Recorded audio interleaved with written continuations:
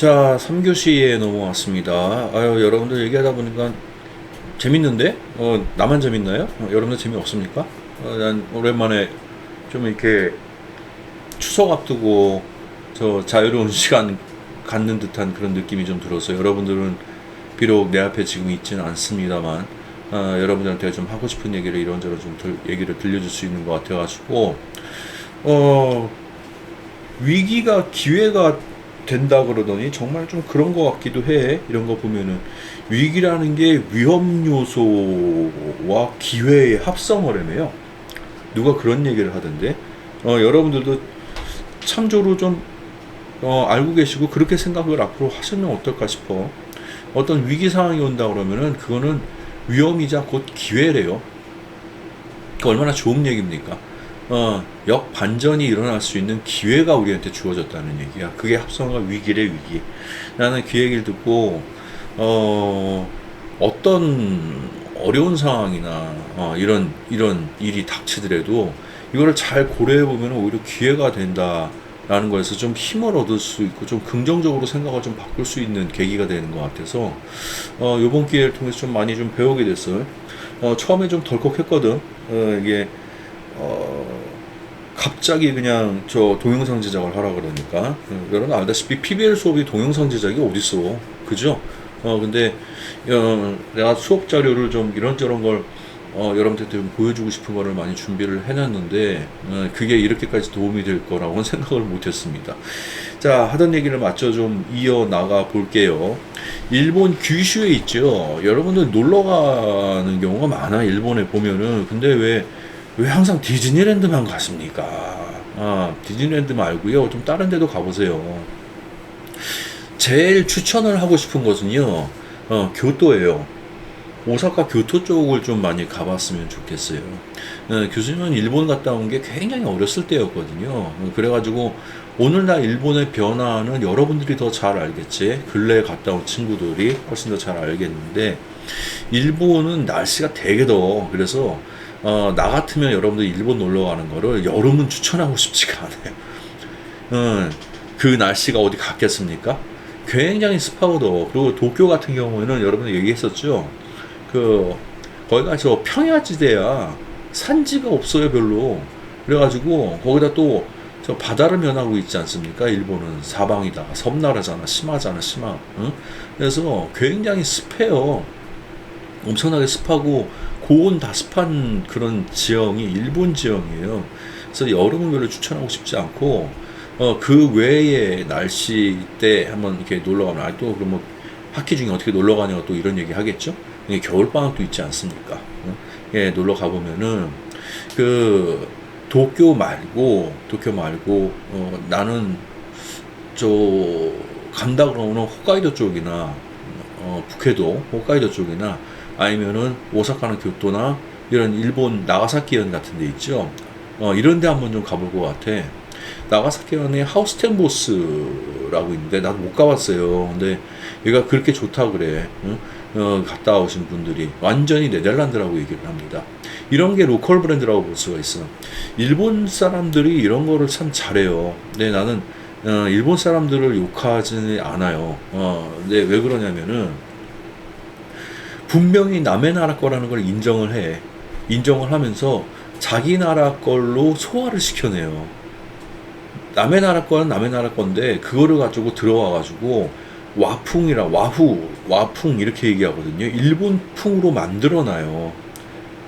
있는 걸 갖다 그걸 썼다는 것도 인정도 하고, 그 대표적인 게 보면은 도쿄타워 있죠. 도쿄타워 같은 경우에도 프랑스 파리에 에펠탑 있잖아. 거기서 영감을 많이 얻었을 거야. 그럼 보면은 또 비슷한 면들도 많이 있고 좀 그래. 붉은색으로 되고 있고 그렇다 뿐이지. 근데 뭐 도쿄타워라고 명칭 붙이고 그 사람들은 뭐 얘기하는 즉슨 우리 이런 데서 영감을 얻었다 이런 걸 다 인정을 또 하거든요. 그러다 보니까 이게 대놓고 저 네덜란드의 왕가의 공식 사저 중에 한 곳의 이름을 빌려와 가지고 중세 네덜란드를 갖다가 이렇게 옮겨놨대요. 이렇게 광고를 하고 이렇게 테마파크를 만들고 이렇게 해서 이제 신기한 거죠. 일본 내에 네덜란드라 해가지고 이 안에 테마파크가 그냥 만들어 놓고 광고를 하는 거야. 그리고 사람을 즐길 수 있는 오락시설도 만들어 놓고 이제 박물관도 만들어 놓고요. 기타 뭐 묵을 수 있는 호텔도 같이 만들어 놓고 해가지고 이제 사람들 관광객들을 이제 끌어내는 거죠. 네덜란드보다 더 네덜란드답게끔 이렇게 만들어놨다고 얘기를 합니다. 일본 김치 먹어봤어요, 여러분들? 와후 김치, 기무치죠, 기무치. 예, 먹어봤습니까? 그런데 지금 그 일본 김치 먹어봤는데요. 뭐라고 표현을 할까?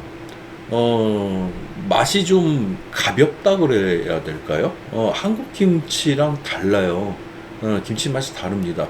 일본식으로 해석을 해가지고 김치가 우리나라가 원조라는 거에 대해서 다 인정을 하고 김치는 한국 음식이라는 거를 다 인정을 하죠.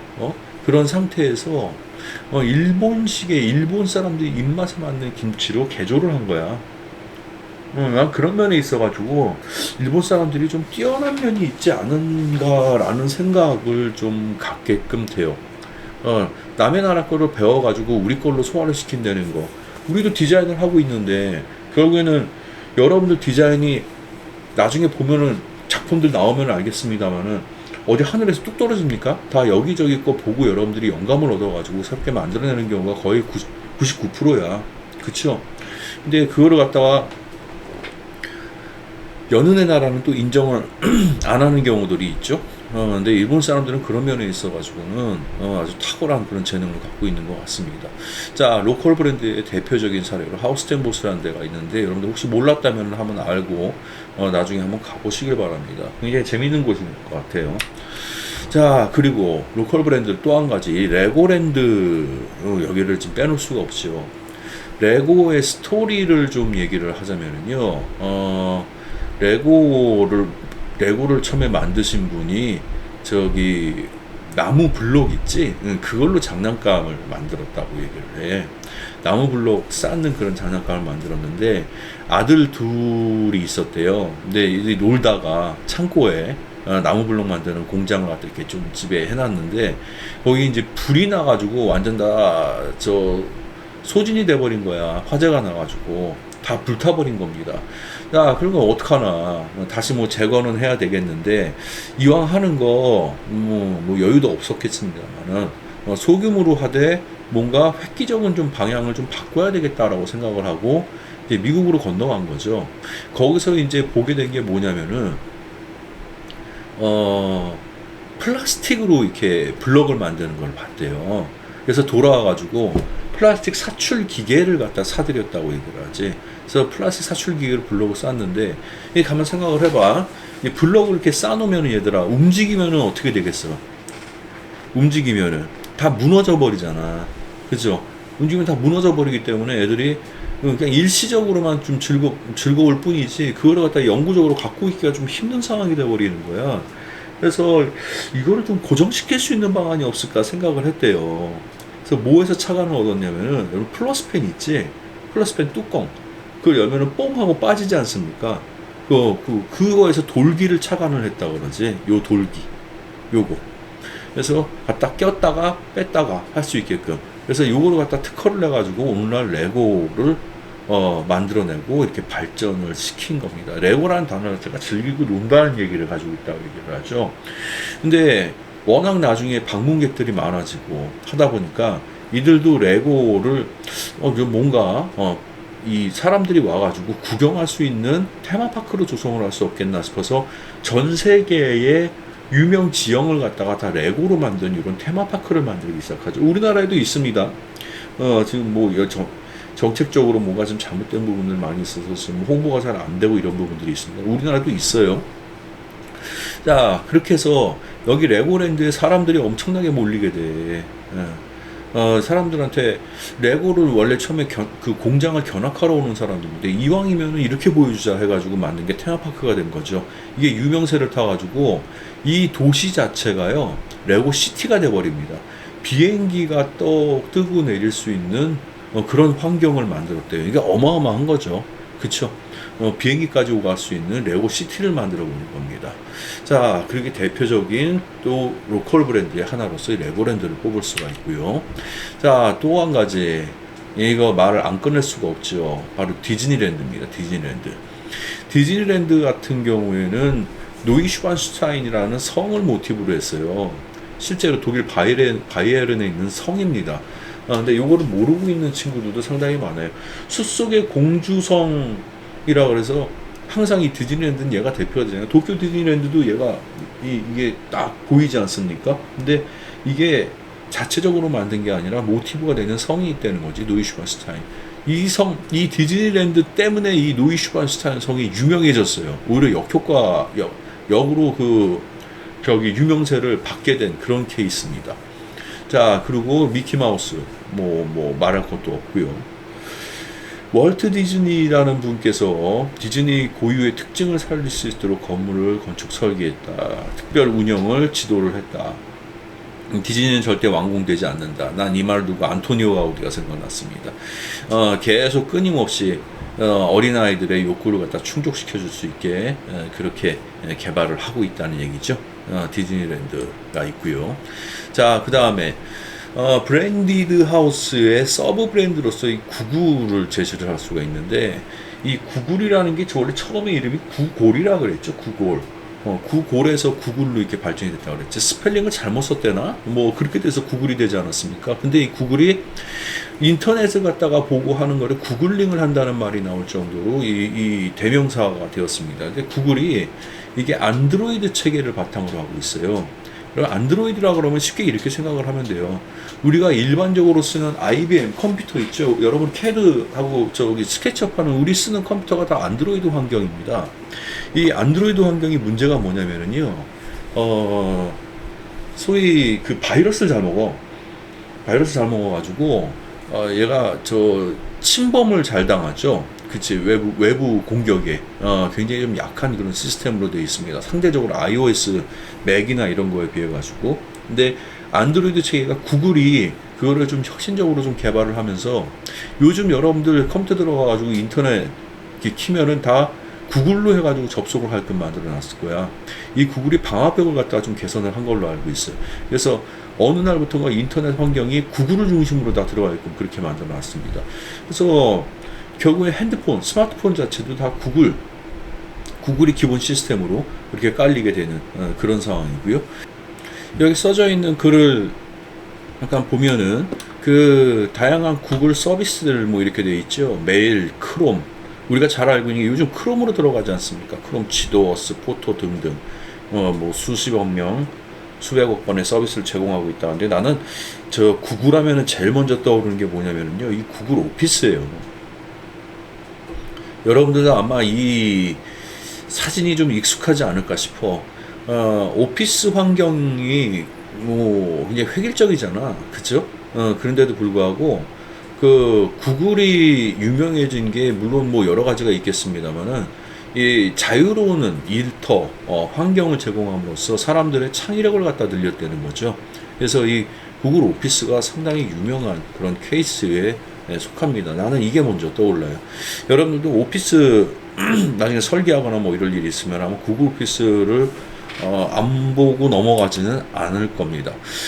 자, 150년의 역사를 지닌 네슬레입니다. 그러다 보니까 네슬레는 이제 네스카페를 비롯해서 이걸 볼까요? 네스카페를 비롯해서 테스터스 초이스 아마 여러분 커피 많이 봤을 겁니다. 이거 편의점만 가도 있는 그런 브랜드고요. 나 오늘 아침에도 이거 마셨는데 네스카페 돌체 구스터. 교수님들 캡슐 커피 먹어요. 여러분들 어떤 커피 먹는지 모르겠습니다. 자, 근데 네슬레 커피 계열뿐만 아니라 보면은 네스티도 있고요. 그지? 네스퀵 잘 알지 않습니까? 그 네스퀵 여러분들 애기들이니까 이런 거 좋아하잖아. 코코아, 핫초코 이런 거. 그지? 군것질로 먹는 키캣.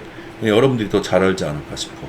자, 내가 앙리 네슬레 얘기하면서 이 배경을 좀 설명을 좀 해줄게. 코카콜라도 마찬가지고 네슬레도 마찬가지고 2차 세계대전이라는 큰 일을 바탕으로 해가지고 전 세계적으로 이제 유명해진 브랜드지 않습니까?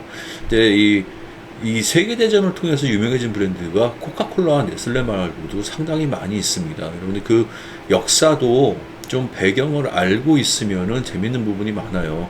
내가 간단하게 좀 설명을 좀 해줄게요. 이제 오늘 또 저 사이버 강좌고 또 그럴 만큼 또 시간 여유가 좀 되니까 내가 평상시에 한 번 정도는 좀 얘기를 좀 해주고 싶었던 부분이에요. 그 2차 세계대전의 주동자가 되는 주축국들이죠. 이게 누가 뭐라고 해도 독일이죠. 독일 나치입니다. 근데 나치가 이제 국가 사회주의당의 약자예요. 근데 대표적인 사람이 히틀러죠. 여러분 그분이 화가였다는 거 알고 계십니까? 오스트리아 쪽에서 화가 지망생이었습니다. 근데 그림을 굉장히 잘 그린데도 불구하고 오스트리아의 그 대학에서 이제 떨어지게 불합격을 통지를 받게 되죠. 거기서 합격을 해줬다 그러면은 아마 이 세상이 바뀌었을지 몰라. 히틀러가 그림쟁이로 남아있다 그러면요. 근데 불합격을 받게 되고 이제 분노만 점점 쌓이게 된 거지. 어렸을 때 환경도 그렇게 좋은 편이 아니었고요. 빈털터리로 독일로 넘어오게 돼요. 독일로 넘어와가지고 이 사람이 뭘 했냐면은 1차 세계대전 참가를 하고 거기서 장애를 일부 얻게 되죠. 부상을 얻게 됩니다. 그 부분에 대해서는 정확하게 좀 얘기를 좀 해주기가 좀 이 수업 시간에 좀 뭐하고요. 그래서 1차 세계대전 후에 정치적인 사상에 좀 물들게 돼요. 이제 1차 세계대전 후에 독일이 한번 패망을 겪게 되죠. 그래서 주변국들에게 일정의 보상금들을 다 지원을 해주고 있던 그런 상황이었어요. 보상을 하라. 너희들이 피해를 입혔으니까. 근데 그 보상금을 갖다가 다 줄 만큼 독일이 여유가 있었을까? 패망국인데. 그러니까 결국에는 국민들이 다 허덕이게 된 거야. 경제적으로 공황이 오게 되고, 디플레이션이 한꺼번에 오게 되고, 빵 하나 있죠? 빵 하나가 10만 원 돈 가까이 올랐다고 얘기를 해요. 그러니까 얼마나 많이 고가로 물가 상승이 치솟고 있던 그런 상황입니까? 그렇게 되다 보면 누가 불만이 생겨? 국민들이 불만이 생기고 나라에 대한 불신이 생길 수밖에 없겠죠. 그러다 보니까 새로운 뭔가 정권을 요구를 하게 된 거야. 히틀러가 그래가지고 그 연설 능력을 갖고 있었다 그래요. 말을 굉장히 잘했다고 그러지. 그 굶주린 국민들을 갖다가 통합할 수 있는 당을 갖다 내세워가지고 만들기 시작한 게 국가 사회주의당입니다. 그게 여러분들 잘 알고 있는 나치예요. 연설 능력 하나로 결국에는 국가의 원수에 오르게 된 사람입니다. 그만큼 말을 굉장히 잘했어요. 어느 정도냐면은 처음 1차로 구테타를 일으켜가지고 실패를 했는데, 구테타 일으키면 보통 여러분들 사형이야. 그치? 사형인데도 불구하고 판사 앞에서 연설을 했다고 그러지. 자기 주장에 대해서. 그래가지고 형량을 3년으로 낮췄대요. 이게 얼마나 대단한 사람입니까?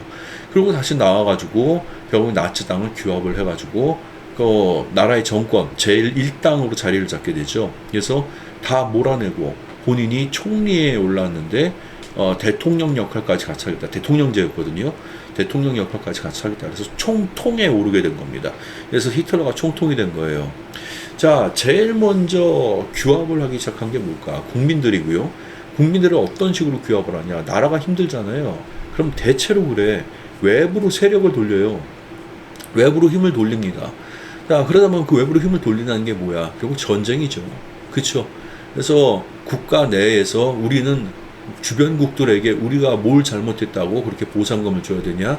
그런 규약을 갖다가 다 폐지시켜버려요. 결국엔 나라 사이의 규약을 갖다가 다 어긋나게 만들어버리는 거죠.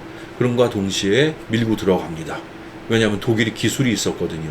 탱크를 만들고 전차를 만들고 모든 것에 있어서 최신 기술을 갖고 있던 나라였습니다. 독일이 옛날부터 뭔가 기계를 잘 만들었어요. 그러니까 오늘날 뭐로 유명해? 독일이요. 자동차로 유명하지 않습니까? 그때부터 결국 스타트를 끄는 겁니다. 독일이랑 일본 하면 자동차 유명하잖아요. 그죠?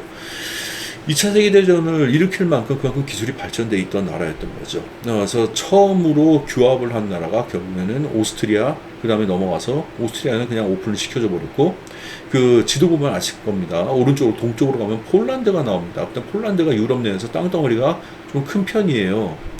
그래서 어디랑 대치를 하게 되냐? 오늘날 러시아로 불리는 소련이랑 이제 궁극적으로 경계를 맞닿게 되는 그런 상황이 오는 거죠. 소련은 건드리기가 좀 그 당시 쉽지가 않았어요. 나중에 결국엔 쳐들어갔습니다만은. 그래서 소련은 국가가 간에 서로 협의를 보고 폴란드를 갖다가 이제 땅덩어리를 둘로 나눠가지고 국경을 맞대게 되는 그런 상황인 거죠. 자, 그러다 보니까 동쪽이 막혔습니다. 어디로 내려갈 까요? 이제 밑으로 남부 유럽으로 이제 발을 뻗치게 된 겁니다. 그 나라가 대표적으로 프랑스죠. 프랑스는 국력이 상당히 셌던 나라입니다. 근데 모든 참모들이 말렸는데도 불구하고 이제 프랑스를 규합을 하게 됐죠. 근데 그 유명한 스토리가 하나 있지. 독일이 넘어올 거를 예상을 해가지고 나치 군대가 프랑스가 독일의 전 국경 지역에다가 이제 벙커를 파놨다고 그러죠. 그걸 쫙 연결을 해놨다고 합니다. 그 프랑스의 장군이 누구냐면 앙드레 마지노라는 사람이야. 그래가지고 그 선을 뭐라고 불러? 마지노선이라고 부르는 겁니다. 거기서부터 나온 겁니다. 근데 그 옆에 산지가 있는데 탱크나 이런 것들은 산지를 못 올 거라고 생각을 한 건데 독일이 만든 소형 탱크들은 그 산을 다 넘어갈 수 있게끔 그렇게 설계가 되어 있었대요. 얼마나 기술이 발전된 거였습니까? 그래서 결국 프랑스까지 다 점령을 해버리고 프랑스까지 점령을 하다 보니까 뭐 북부 유럽, 뭐 스위스 이런 나라들은 뭐 말할 것도 없고요. 스페인 같은 나라들은 일찌감치 그냥 독일 편을 들어버렸습니다. 전쟁을 하기가 싫어가지고 유럽 지역의 한 3분의 2를 다 차지를 하게 이렇게 돼버린 거죠. 자, 그런 후에 결국엔 영국과의 전쟁을 계속 벌리는데 미국이 참전을 안 하고 있었다는 게 문제였어. 근데 미국이 연합국으로 참전을 하게 된 화근이 누구냐면 독일이 아니라 일본이에요. 그죠? 일본이 태평양 전쟁에서 여러분 잘 알고 계시지 않습니까? 하와이 진주만을 갖다가 공습을 해버리죠. 왜 일본이 하와이 진주만을 갖다가 공습을 했느냐는 얘기는 그냥 뻔한 얘기입니다. 동남아 쪽에서 이제 독일이나 일본이나 다 석유가 안 나는 나라죠. 근데 독일 같은 경우에는 석유를 석탄에서 정제해내는 기술을 갖고 있었어. 그래서 노르웨이나 북유럽 쪽에서 석탄이 많이 났기 때문에 그거를 정제를 해가지고 석유가 있어야지 탱크를 굴리죠. 석유를 쓸 수 있는 그런 정제 기술을 갖고 있었는데 일본은 그게 전무후무했어. 석유를 끌고 올 수 있는 데가 오로지 동남아 지역밖에 없는 거야. 근데 그 동남아를 통과하려다 보면은 필리핀 지역을 항상 거치게 되어 있는데 필리핀이 미국령이에요. 미국이 왔다 갔다 하다 보니까 미국도 스트레스를 받겠지만은 미국이 자꾸 태클을 또 거는 거지, 일본 입장에서는. 그러다 보니까 쿼터를 건드린 거죠. 일본이 미국을 공습을 해버린 거지. 그래서 결국에는 미국이 어떻게 됩니까? 전쟁에 연합국으로 참전을 하게 됩니다. 그게 화근이 됩니다. 누구에게? 독일에게도 화근이 되는 거예요. 연합국으로 미군이 영국과 같이 힘을 합쳐가지고 프랑스군까지 다 포함시켜가지고 독일 나치와 서부전선에서 대응을 하고 있는 그런 상황에 더 이상 뻗어나갈 수 있는 것이 없다 보니까 이거 가만히 뒀어야 되는데 나치의 수장인 히틀러가 어떻게 했냐면요, 소련을 점령을 하겠다고 소련군을 갖다 건드리기 시작해요. 그건 건드리지 말았어야 되는 일인데 동쪽으로 전진을 합니다. 동쪽의 폴란드 선을 붕괴를 하고 넘어가가지고 어디로 가냐? 모스크바로 진군을 하기 시작하죠. 자, 근데 그 모스크바로 진군을 하는 도중에 방향을 틀어버립니다. 왜 그러냐? 모스크바보다 중요한 게 저 지역인 것 같아. 그 지역 이름이 쟤네 나라 총통의 이름이 걸려 있어. 스탈린그라드라는 지역이 있습니다. 스탈린이 소련의 수장이었죠. 그쵸? 히틀러는 그 스탈린에게 좀 뭔가 자괴감 같은 게 좀 있었던 것 같아요. 소련을 갖다가 함락을 시키려고 스탈린그라드로 방향을 돌리는데 그 키로수가 소련 땅이 워낙 크잖아. 그러니까 어마어마하게 아무튼 그 거리가 굉장히 길었다고 합니다. 그 이동을 하는 데 있어서 다 소진을 해버린 거죠. 근데 소련 땅이 어때요? 그 소련 땅의 러시아 쪽이 굉장히 춥죠. 겨울 전에 모든 걸 끝냈어야 되는데 장기전이 된 거야. 그래서 한번 찾아보십시오. 스탈린그라드 전투에 있어가지고 무려 한 200만 명 가까이 사상자가 나왔다고 얘기합니다. 결국 나치가 고립이 돼서 거기서부터 기세가 꺾여가지고 패망을 하게 돼요. 좌측에 서쪽에서 연합군이 물려들어오고 오른쪽에 소련군한테 결국에는 패망을 하게 되는 거죠.